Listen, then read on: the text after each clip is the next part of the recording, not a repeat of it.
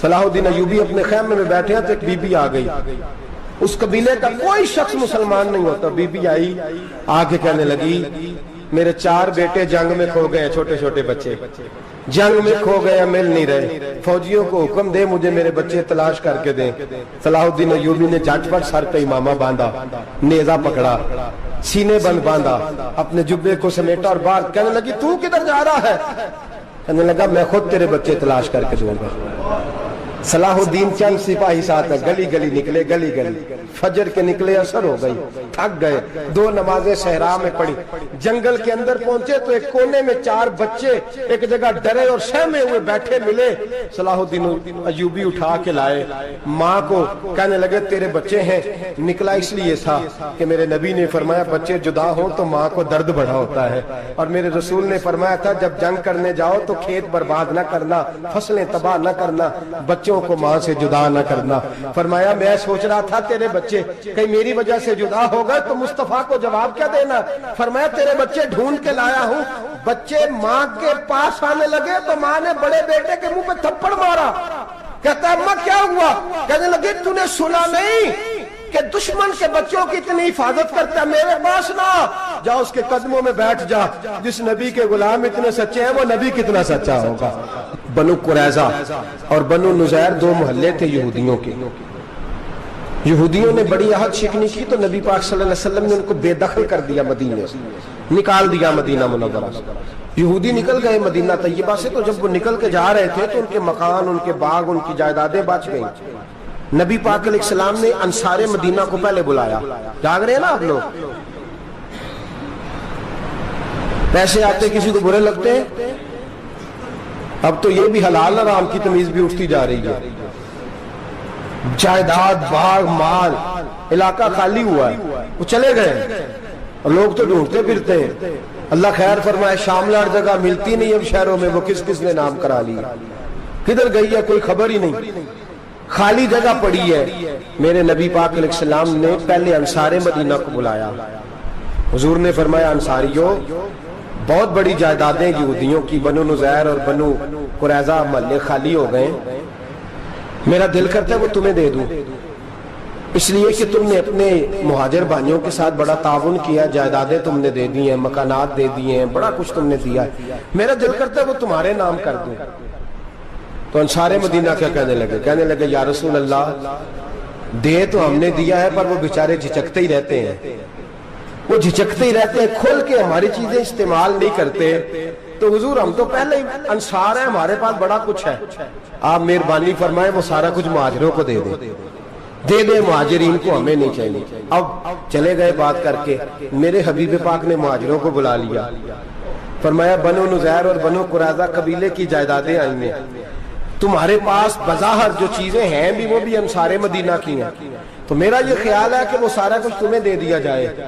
ابو بکر صدیق رضی اللہ تعالیٰ عنہ کہنے لگے یا رسول اللہ صلی اللہ علیہ وسلم ہمارے انصار بھائیوں نے ہمارے لیے دل تک کھول دیے ہیں, حضور انہوں نے ہر چیز بانٹ کے ہمارے سامنے رکھ دی ہے, ہم اتنے خرد غرض ہیں کہ سارا کچھ لپیٹ جائیں. کہ حضور ہمارے پاس جو مکان ہے وہ ہے, ہم کاروبار کر رہے ہیں, تجارتیں کر رہے ہیں, مزدوریاں کر رہے ہیں, ہم انشاءاللہ اور بنا دیں گے, آپ یہ ہماری طرف سے ہمارے انصار بھائیوں کو گفٹ کر دیں, آپ انہیں دے دیں. میرے حبیب کی آنکھوں میں آنسو آ گئے, میرے نبی پاک علیہ السلام رو پڑے. یا رسول اللہ کیوں روتے ہیں؟ فرمایا تمہارا یہ بھائی چارہ قائم رہا تو اللہ اسلام کو بڑی قوتیں عطا فرمائے گا, اللہ طاقتیں دے گا اسلام کو. اگر تمہارا یہ رنگ قائم رہا, یہ انداز, میرے غلاموں تمہارے یہ طور طریقے, ایک بھائی کہتا ہے دوسرے کو, دوسرا کہتا ہے تیسرے کو. مسلمانوں کی نا ایک تعداد لڑتے لڑتے لڑتے لڑتے دور چلے گئی. تاتاریوں نے قید کر لیا, 4 مسلمان تھے, تبلیغ کرنے گئے, جنگ کرنے گئے, جہاد کرتے کرتے کافروں سے لڑتے لڑتے تاتاری قوم میں چلے گئے, وہاں قید کر لیے گئے. تو سزائے موت کا حکم ہوا, 4 بزرگ تھے, سزائے موت کا حکم ہوا. تو تاتاری بادشاہ جو تھا وہ بڑا خلاف تھا, بڑا سخت مخالف تھا مسلمانوں کے. اس نے کہا کہ ان کو جب پھانسی دینا نا مسلمانوں کو تو میرے سامنے دینا. اب 4 عالم ہیں, 4 صوفی ہیں, سفید داڑیاں, سر پہ امامے. پھانسی کا وقت آیا تو جو پھانسی گھاٹ ہے وہ ایک ہے, چاروں کو کٹھے پھانسی نہیں ہو سکتی. ایک کو کہا کہ ایک ایک کر کے ان کو پھانسی دو. جب پھانسی کا وقت آیا نا تو جو سب سے پیچھے صوفی تھے وہ دوڑ کے آگے آئے, کہنے لگے بادشاہ پہلی باری میری لگا پہلی. اب بادشاہ نے کہا ٹھیک ہے اسے لٹکا دو. وہ قریب آئے تو دوسرے دوڑ آئے, کہنے لگے نہیں نہیں پہلی باری میں نے زیادہ کافر قتل کیے, میرا بڑا جرم ہے, مجھے پہلے سزا دو. ان کو پھانسی دینے لگے تو تیسرے آ گئے, کہنے لگے نہیں یہ تو میرا قتل کرتا تھا, رستے میں بتایا کرتا تھا, ڈھونڈ کے میں بتلاتا تھا کہ یہاں زیادہ تعداد ہے, مجھے پہلے پھانسی دو. تیسرے کے ساتھ بات ہو رہی تھی تو چوتھا دوڑا آیا, کہنے لگا یہ رستے بتاتا تھا, یہ تبلیغ کرتا تھا, یہ سارا کچھ کرتا تھا, لیکن کہا یہ کہتے تھے چلو واپس چلتے ہیں, میں جانے نہیں دیتا تھا. میں کہتا تھا اور کافر مارنے اور علاقے فتح کرنے, میرا جرم بڑا ہے, مجھے پہلے پھانسی دو. بادشاہ کہنے لگا مجھے 35 سال ہو گئے حکومت کرتے, بڑی دنیا کو پھانسی دی ہے, لوگ تو ایک دوسرے کو دھکے دیتے ہیں کہ پہلے تو جا پہلے تو جا, اور تم کیسی قوم ہو کہ ایک دوسرے پہ قربان ہو رہے ہو. کہنے لگا تم ایک باپ کی اولاد ہو. جاگ رہے ہیں آپ لوگ؟ تاتاری بادشاہ کافر بادشاہ اسلام کی مخالفت کرتے ہیں, ایک باپ کی اولاد ہو کا نہیں, ایک قبیلے کے رہنے والے ہو کا نہیں, ایک ملک کے رہنے والے ہو نہیں. اس نے کہا رشتہ کیا ہے تمہارا, رشتہ کیا ہے؟ تو بول کے کہنے لگے خدا ایک ہے نبی ایک ہے, خدا ایک ہے اور نبی منفرد ایک ہے, اس قوم کی نقصان بھی ایک ہی سب کا نبی, اللہ بھی قرآن بھی ایک. کیا ہی اچھا تھا ہوتے اگر مسلمان بھی ایک, یوں تو سید بھی ہو مرزا بھی ہو افغان بھی ہو, تم سبھی کچھ ہو بتاؤ کہ مسلمان بھی ہو. فرمایا ہمارا اللہ ایک ہے نبی ایک ہے, تو کہا پھر ایک دوسرے پہ جان کیوں دیتے ہو؟ فرمایا ہمارے نبی نے ہمیں بھائی بھائی بنا دیا ہے, بھائی کا دل نہیں کرتا اس کی آنکھوں کے سامنے بھائی چلا جائے, ہمارا دل نہیں کرتا پہلے مجھے دے پہلے مجھے دے. بادشاہ کہنے لگا تمہارا جذبہ مجھے متاثر کر گیا, جاؤ میں تم چاروں کو آزاد کرتا ہوں, تمہیں آزاد کرتا ہوں. میرے دوستو یہ رنگ تھا, دیکھیں نا, یہ اس دھرتی نے نظام دیکھا ہے نا, اس فلک نے پہلی بار دیکھا, اس زمین نے پہلی بار, اور میرے حضرت صاحب فرمایا کرتے تھے زمین تڑپ کے روئی, اس نے پہلی دفعہ دیکھا. احد کا میدان ہے, 3 صحابہ تپتی ہوئی زمین پہ زخموں سے چور چور پڑے ہیں. حضرت انس بن نضر رضی اللہ تعالیٰ عنہ پانی کا پیالہ لے کے پہنچے, ایک زخمی سے کہا تجھے پانی پلانا ہے, تو کہنے لگا میرے زخم تھوڑے ہیں, وہ جو ساتھ پڑا اس کے زخم گہرے ہیں, پہلے اسے پانی پلا دے, جا اسے دے دے. اس کے پاس پہنچے تو وہ کہنے لگا وہ مجھ سے پہلے گرا تھا, اس کا زخم زیادہ گہرا ہے, اسے پانی پلا. تیسرے کے پاس گئے تو کہنے لگا چوتھا تڑپ زیادہ رہا ہے, اس کی عمر زیادہ ہے, میں تو جوان ہوں برداشت کر لوں, بڑھاپے کی وجہ سے نڈھال ہو گیا, پہلے اسے پانی پلا. چوتھا کہنے لگا 5ویں کے پاس جا, 5واں کہنے لگا 6ٹھے کے پاس جا. حضرت انس بن نضر کہتے میں رو پڑا, میں نے کہا محمد کے غلاموں, رسول نے تمہیں کیسا جذبہ دے دیا ہے, زبانیں پیاس سے باہر ہے لیکن تمہاری اخوت مرتے دم تک قائم ہے. کہتے میں 7ویں کے پاس گیا تو کہنے لگا اگر 6 قربانی دے سکتے ہیں تو مجھے خود غرض نہ سمجھ, میں نے نہیں پانی پینا, جا پہلے کے پاس لے جا. کہتے میں پہلے کے پاس آیا تو روح پرواز کر گئی, دوسرے کے پاس آیا تو روح پرواز کر گئی, میں 7ویں تک آیا تو انتقال کر گئے. کہتے ہیں پانی کا پیالہ میں نے اٹھایا اور میں نے زمین پہ رکھا تو میں نے کہا پانی گوا رہنا, محمد کے غلام مر تو جاتے ہیں پر ایک دوسرے کا خیال بڑا رکھا کرتے ہیں, گوا رہنا یہ مر جایا کرتے لیکن ایک دوسرے کا درد. میرے دوستو لٹا ہوا برما, روتے ہوئے مسلمان, سسکیاں اور آہیں لیتی ہوئی مائیں پوچھتی ہیں اے خاصا اے خاصان رسول, وقت دعا ہے, امت پہ تیری آ کے عجب وقت پڑا ہے. وہ دین جو بڑی شان سے نکلا تھا وطن سے, پردیس میں وہ دین آج غریب الغربا ہے. فریاد ہے اے کشتی امت کے نگہباں, بیڑا یہ تباہی کے قریب آن لگا ہے. اور کیا خوبصورت جملے کہے تھے کہ نبی پاک صلی اللہ علیہ وسلم نے, حضور نے فرمایا تھا میرا مومن ایک جان کی طرح ہوتا ہے, ایک جان کی طرح ہوتا ہے, ایک کو تکلیف ہو جسم کے ایک حصے کو, سارا حصہ پریشان ہوتا ہے. فرمایا یہ ایک مکان کی طرح ہے, ایک اینٹ دوسری اینٹ کو مضبوط کرتی ہے. فرمایا یہ مضبوط لوگ ہیں, یہ مضبوط لوگ. حضرت عمر فاروق کا زمانہ ہے, ایک آدمی نے سیری بھیج دی, ایک گھر میں بطور تحفہ، قحط کا زمانہ تھا، گوشت ملتا نہیں تھا، جانور، ایک آدمی نے سری بھیج دی ایک آدمی کے گھر میں۔ اس نے کیا کیا؟ اس نے اپنی بیوی سے کہا ہماری تو خیر ہے، ساتھ والا پڑوسی زیادہ غریب ہے، ادھر نہ بھیج دے، یہاں گندم امیر شہر کی ہوتی رہی خراب اور بچی کسی فقیر کی فاقوں سے مر گئی، کہا ساتھ والے پڑوسی کے گھر سے میں کئی دنوں سے بھوک کی آوازیں، وہاں بھیج دے۔ اس کے گھر گئی تو اس کی بیوی شوہر کو مشورہ دیتی ہے، کہتی ہے میرے بچے تو دلیر ہیں، ساتھ والے کے چھوٹے ہیں، وہ گزارا نہیں، ادھر نہ بھیج دیں۔ ادھر گئی، ایک روایت ہے 7 گھر، ایک روایت ہے 21 گھر، 21 گھروں میں گھومتی ہوئی وہ سری پھر پہلے کے گھر میں آ گئی، اور پہلا صحابی کہنے لگا صرف تو نے محمد کا کلمہ نہیں پڑھا، باقی 20 نے بھی پڑھا ہوا ہے، صرف تو نے ہی رسول اللہ سے یہ درس نہیں لیا، باقیوں نے بھی لیا ہے، اور صرف تیرے اندر ہی جذبہ اظہار نہیں، تو ہی صرف مسلمانوں سے پیار نہیں کرتی، سارے ہی پیار کرتے ہیں۔ وہ سری پھر آ گئی ہے، اب کیا کرنا ہے؟ اب کیا کرنا ہے؟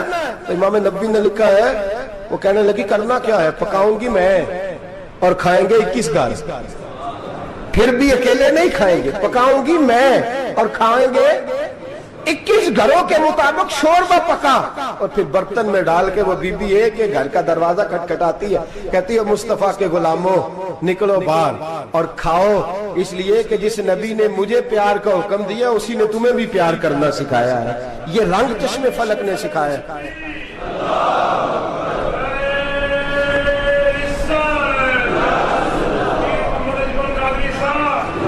آپ کی بڑی مہربانی، زندہ باد وہی ہے جس کو اللہ رسول زندہ باد فرمائے، بڑی مہربانی، اللہ جزا دے۔ عرض یہ کرنے جا رہا تھا کہ رسول کریم صلی اللہ علیہ وسلم نے پیغام دیا امت کو، فرمایا دیکھیں نا کتنے بڑے لفظ ہیں، یہ نہیں فرمایا دوزخ میں جائے گا، یہ نہیں فرمایا کہ اسے جہنم کی سزا ملے گی، میرے نبی نے فرمایا میں اسے مومن مانتا ہی نہیں، میں اسے مسلمان اپنا مانتا ہی نہیں۔ حضور کسے؟ فرمایا جو پیٹ بھر کے کھاتا ہے اور اس کا ہمسایہ بھوکا سو جاتا ہے، میں مومن ہی نہیں مانتا۔ سزا تو تب ملے گی نا کہ جب میں کسی سزا کا اعلان کروں، میں مانتا ہی نہیں، وہ میرا ہے ہی نہیں، خود پیٹ بھر کے کھا رہا ہے، ہمسایہ اس کا بھوکا، میں نہیں مانتا۔ انما المؤمنون اخوہ، مومن بھائی بھائی، میں مانتا ہی نہیں اسے۔ اور میرے حبیب پاک اتنے بڑے لفظ حدیث میں اور کہیں نہیں ملیں گے، آپ کو اتنے بڑے جملے کہیں نہیں ملیں گے۔ میرے نبی پاک نے فرمایا اللہ کہے گا قیامت کے دن، کون؟ اتنے بڑے لفظ حدیثوں میں ملتے نہیں جتنے یہ ہیں۔ حضور نے فرمایا رب فرمائے گا بندے سے کہ میں تیرے پڑوس میں بھوکا تھا، تو نے مجھے روٹی کیوں نہیں کھلائی؟ کون کہہ رہا ہے؟ اللہ کہہ، میں بھوکا تھا تو نے روٹی نہیں دی، میں ننگا تھا تو نے کپڑا نہیں دیا، میں پیاسا تھا تو نے پانی نہیں پلایا، میں بیمار تھا تو تیمارداری۔ یا اللہ نہ تو کھاتا ہے، نہ پیتا ہے، نہ کپڑا پہنتا ہے، نہ تو بیمار ہوتا ہے، لا تاخذہ سنۃ ولا نوم، تجھے بیماری آتی نہیں، اونگ نیند نہیں آتی، میرے مالک تو میرے پڑوس میں تھا۔ تو حضور فرماتے ہیں رب فرمائے گا وہ جو بندہ تیرے پڑوس میں بھوکا تھا تو بندہ تو میرا ہی تھا نا، وہ جو بندہ تیرے پڑوس میں ننگا تھا تو بندہ تو میرا ہی تھا نا، وہ جو تیرے پڑوس میں پیاسا تڑپتا رہا تو وہ میرا ہی بندہ تھا، تو دوائی لینے جائے تو بڑے اسپتال میں اور اس بیچارے کو 20 روپے پرچی کے بھی میسر نہ آئے تو میرا ہی بندہ تھا۔ میرے دوست خیال کر اور یاد رکھ، یہ جو ہمسائے ممالک میں ظلم ہوتے ہیں، زیادتیاں ہوتی ہیں، ہمارے گھر کا پنکھا اچھا چلتا ہے، ہم جلوس اس وقت نکالتے ہیں جب ہماری لائٹ بند ہوتی ہے، ہم جلوس اس وقت نکالتے ہیں جب ہمارا ایسا ہمیں تنگ کرتا ہے، ہم اس وقت درد محسوس کرتے ہیں جب ہمارے گھر تک آگ آ جاتی ہے۔ یہ جو باہر آگ جل رہی ہے یہ تیرے گھر بھی آ سکتی ہے، یہ جو باہر فساد ہو رہا ہے یہ تیرے دروازے تک آ سکتا ہے۔ میرے رسول پاک نے ایک جان، مسلمان کو ایک جان قرار دیا۔ مجھے بتائیے انگلی کو کٹ لگ جائے، مسلمان ایک جان ہے نا، انگلی کو لگ جائے کٹ، دماغ کہتا ہے میں نے نہیں سوچنا اس کے بارے میں نے اس کے درد کو محسوس ہی نہیں کرنا، انگلی کی درد ہے، انگلی جانے اس کا کام جانے، ایسے ہی ہوتا ہے نا۔ بولے پیروں سے کہتے ہیں، انگلی کہتی ہے چل ڈاکٹر کے پاس، پیر کہتے ہیں نہیں میں نے نہیں جانا، انگلی کا کام ہے انگلی جائے، ایسے ہی ہے نا۔ دل سے کہتے ہیں تو تڑپ تھوڑا سا، انگلی کو درد ہے، کہتے میں کو تڑپوں، انگلی کا ماما، انگلی جانے اس کا کام جانے۔ ٹیلی فون کرنا ہے ڈاکٹر صاحب کا پتہ کرنا ہے تو کان کہتے ہیں میں نے نہیں بات سننی ڈاکٹر صاحب کی، زبان کہتے ہیں میں نے نہیں بولنا، انگلی جانے، ایسا ہوتا ہے۔ پیر احتجاج کرتے کہ میں نے ڈاکٹر کے پاس، میں کیوں چکر کھاتا پھروں ڈاکٹر کی دکان کی، انگلی کو درد ہے انگلی جانے، ایسا ہوتا ہے۔ بھئی میرے رسول پاک نے فرمایا مسلمان ایک جان ہے، تو درد برما کے مسلمانوں کو ہو رہا ہے تو پاکستانی کہہ رہے ہیں کوئی بات نہیں، وہ جانے ان کا کام جانے، ایک جان ہے نا، درد ہونا چاہیے، تکلیف ہونا چاہیے۔ پھٹے پہ باتیں ہوتی ہیں اس موضوع پہ، اسمبلی پہ گفتگو ہوئی ہے اس موضوع پہ، آپ کی صوبائی اسمبلیاں اس موضوع پہ بولی ہیں، آپ کے کونسل اس موضوع پہ بولے، ہم تو اپنی اپنی سیاستیں، اپنے اپنے تماشے، اپنے اپنے چکروں میں لگے ہوئے۔ وہ دریا کے اندر سسکتے مسلمان، بنگالی کہتے ہیں ہمارے نہیں، برمی کہتے ہیں ہمارے نہیں، پاکستانی کہتے ہیں ہمارے نہیں، ترکی کہتے ہیں وہ کس کے ہیں؟ وہ کس کے ہیں؟ وہ اللہ کے بندے ہیں، محمد عربی کے غلام ہیں صلی اللہ علیہ وسلم۔ لیکن میرے دوستو، کیا ہمیں کیا غرض ہے؟ وہ جانے، ان کا کام جانے۔ یہ جب تیرے پیروں تک آگ آئے گی پھر تجھے پتہ چلے گا یہ بڑی سخت آگ ہے۔ آج جس کافر نے برما پر عرصہ دراز تنگ کیا ہے، مسلمان تھوڑے تھوڑے مفاد لینے کی خاطر نا، بنو عباس اور بنو امیہ کی جنگ چل رہی تھی، بنو عباس جو تھے وہ غالب آ گئے، بنو امیہ جو تھے ان کی حکومت ختم ہو گئی، تو عیسائیوں نے بنو امیہ سے کہا کہ ہم تمہارے ساتھ تعاون کرتے ہیں، ہم تمہارے ساتھ تعاون کرتے ہیں اور بنو عباس پہ غلبہ پا کے تمہیں حکومت دلاتے ہیں۔ بنو امیہ بڑی جدوجہد کر رہے تھے بادشاہی کے لیے، لیکن انہوں نے کہا کہ ہم لڑ رہے ہیں، کوشش کر رہے ہیں، لیکن ہمیں کسی کافر کی مدد کی ضرورت نہیں، ہم جتنا مرضی لڑیں لیکن کافروں کے ہاتھوں بنو عباس کو مروانے کو ہم تیار نہیں ہیں۔ میں خبردار، تمہارا آپس کا معاملہ ہے، ہم خود نمٹ لیں گے، تمہیں اجازت نہیں دیتے تم اندر کودو اور کود کر کے تم فسادات پیدا کرو اور مسلمانوں کے اندر تقسیم کرو۔ میرے دوستو، مسلمان کو سوچنا چاہیے، سوچ بڑی رکھنی چاہیے، گھر کی جنگ سے نکل آ، اب بہو ساس کے جھگڑے سے باہر آ جا، اب محلے کی سیاست چھوڑ کے باہر کا سوچ، اب اسلام کو تیری حاجت ہے۔ اب پوری دنیا جب مسلمان کو دیکھے نا، فیس بک یوز ہوتی ہے، اس پہ نوجوان جب اسلام کی بات کرنے لگے گا، اس پر جب بڑا اسلام کی بات کرنے لگے گا، پوری دنیا میں پیغام جائے گا کہ مسلمان اب جاگنے لگا ہے، مسلم خوابیدہ بیدار ہونے لگا ہے، اب اس کی آنکھیں کھلنے لگی ہیں، اب یہ اپنے مذہب کی بات کرتا ہے، اب یہ اپنے ملک سے، صوبے سے، برادری سے نکل کر بولتا ہے، اب یہ کہتا ہے کہ بازو تیرا توحید کی قوت سے قوی ہے، اسلام تیرا دیس ہے، تو مصطفی ہے، اب یہ بڑی سوچ رکھتا ہے، اب یہ عالمی بات کرتا ہے۔ میرے دوستو، ہمارا تو حال یہ ہے، امام اعظم ابو حنیفہ کا فتویٰ ہے، آپ فرماتے ہیں جو مولوی عالمی حالات سے باخبر نہ ہو وہ جمعے کی تقریر نہ کرے، وہ مسلمانوں کی رہنمائی نہیں کر سکتا، عالمی حالات سے جو خبردار نہ ہو۔ تو جس کو چھٹی ہو جائے، تو نے ختم نہیں پڑھا، دوڑ جا مسجد سے، تو ختم نہیں پڑھتا ہمارے، تجھے پتہ ہی نہیں تو کہاں رہتا ہے، بھاگ جا، وہ عالمی حالات پہ بات کرے گا، کیونکہ بیچارے کو تو پتہ ہے میری سویرے چھٹی ہو جانی، سیاست کا لفظ چھیڑا نہیں تو میں گیا نہیں۔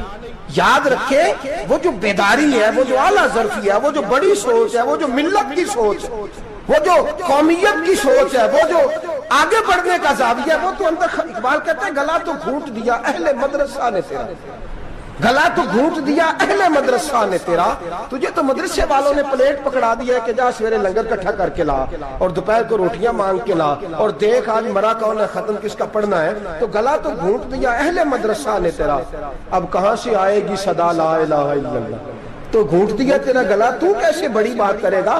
بڑی بات کے لیے بڑی سوچ چاہیے، بڑی تگودو چاہیے، بڑی کوشش چاہیے، بڑا حوصلہ چاہیے۔ مسلمان چھوٹی چھوٹی لڑائی میں، چھوٹی چھوٹی جنگ میں، ایک دکاندار دوسرے دکاندار سے لڑ رہا ہے، گلی والا دوسری گلی والی سے لڑ رہا ہے، محلے والا محلوں پہ اعتراض، ایک شہر میں رہنے والے میں نے دوسرے محلے پہ اعتراض کرتے دیکھے، یقین کریں ایک شہر میں رہنے والے، علاقے میں بسنے والے کہتے ہیں بھائی توبہ ہے اس محلے تو اللہ ہی بچائے، لا حول ولا قوت۔ وہ جو تقسیم در تقسیم کی سوچ ہے، اس نے چھوٹے چھوٹے ٹکڑوں میں مسلمانوں کو بانٹ دیا ہے، چھوٹی چھوٹی تقسیم ہے، چھوٹا چھوٹا ہمارا مزاج ہے، چھوٹی سوچ ہے، بڑی سوچ کی بات سنیے۔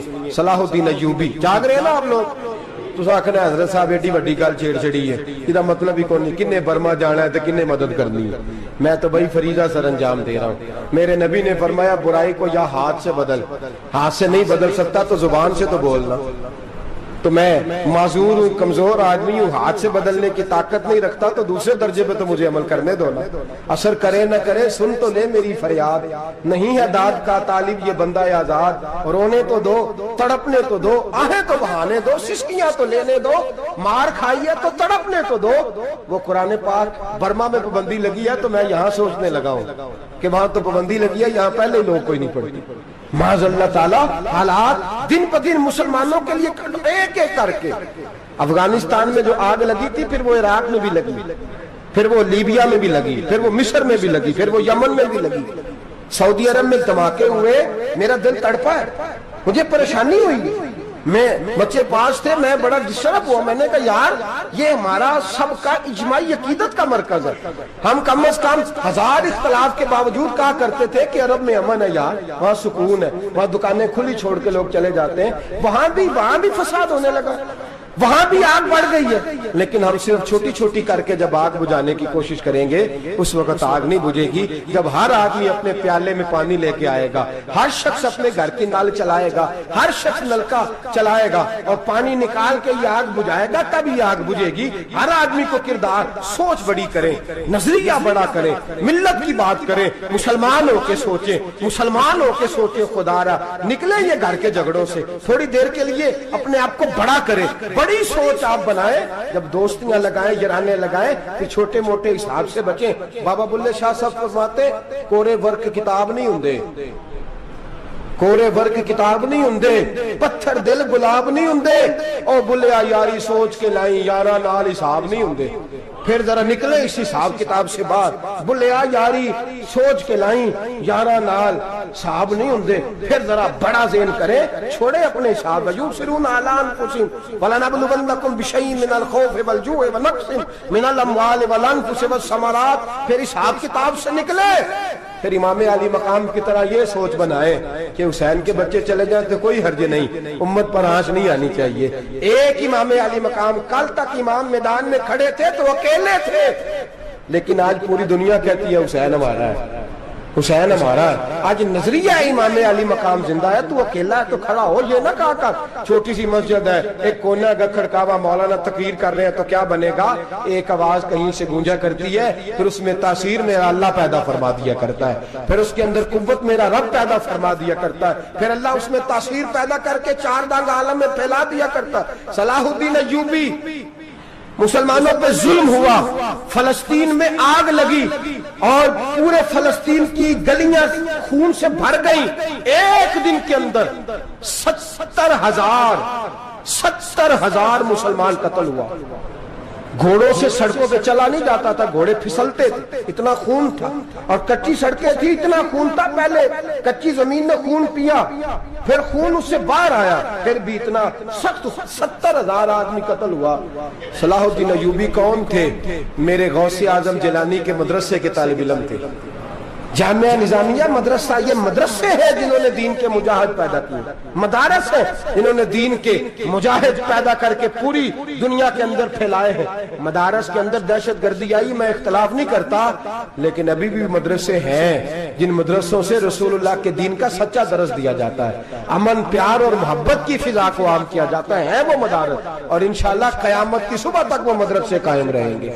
صلاح الدین ایوبی مدرسے کے طالب علم ہے, مدرسے کا, لیکن مدرسہ اس کا تھا جو ساتھ درویش بھی تھا, جو ساتھ اللہ رسول کے احکامات محبت کے ساتھ پھیلانے والے. غوث اعظم جیلانی کا مدرسہ تھا, اس مدرسے کا پڑھنے والا طالب علم. دیکھیں نا, علم دین شہید کون تھا؟ نعتیں پڑھنے والا تھا نا, ختم دلانے والا تھا. احمد چیمہ شہید کون تھا؟ نعتیں پڑھنے والا تھا نا. یہ نعتیں وہ چیز ہوتی ہے جو دلوں کے اندر اثر پیدا کر دیتی ہے, جو نبی پاک کی محبت کو پروان چڑھاتی ہے, اور یہی چراغ جلے گا تو روشنی ہوگی.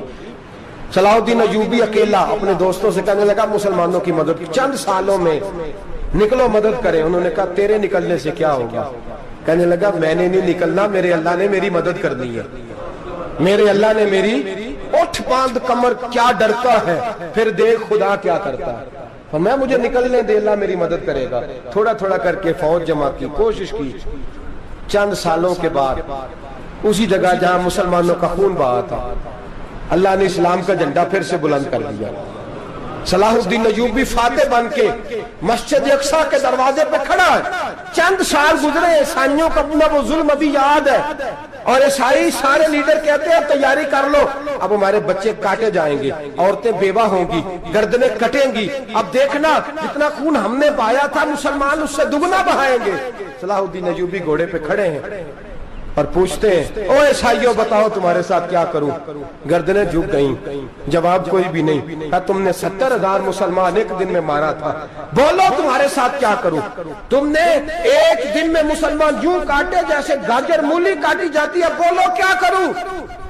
عیسائی کہنے لگے ہمیں اپنے ظلم یاد ہے، تشدد یاد ہے، بربریت یاد ہے، تو بہتر جانتا ہے تو نے کیا کرنا ہے۔ صلاح الدین ایوبی گھوڑے پہ فاتح کھڑا ہے، آنکھوں میں آنسو آئے، تڑپ کے رویا، کہنے لگا میں تمہارے ساتھ وہی سلوک کروں گا جو میرے مصطفیٰ نے قریش مکہ کے ساتھ فرمایا تھا، لا تصریب علیک، جاؤ تم پر کوئی زیادتی، جاؤ تم آزاد ہو۔ اس نے کہا تو کر کیا رہا ہے؟